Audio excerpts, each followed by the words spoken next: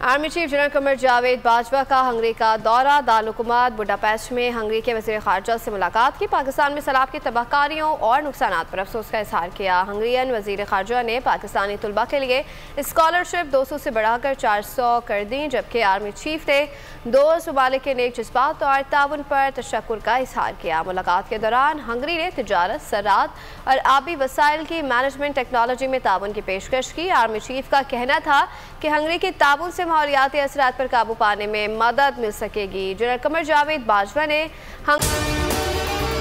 अगर आपको हमारी ये वीडियो पसंद आई है तो लाइक पर क्लिक कीजिए।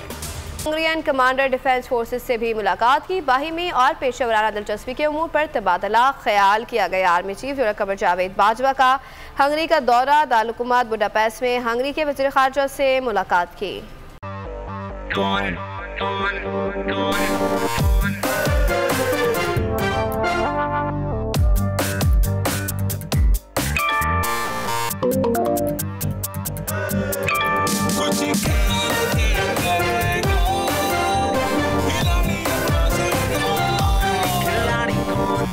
यहाँ सबको सब कुछ चाहिए, फेम और पैसे,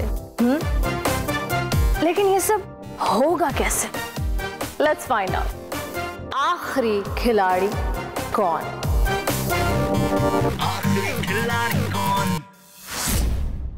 सबसे ज्यादा व्यूज, सबसे ज्यादा रील्स और सबसे ज्यादा रेटिंग के साथ बोल अब भी नंबर 1 पोजीशन पर बरकरार। सब्सक्राइब करें और बेल दबाएं ताकि कोई खबर रह न जाए।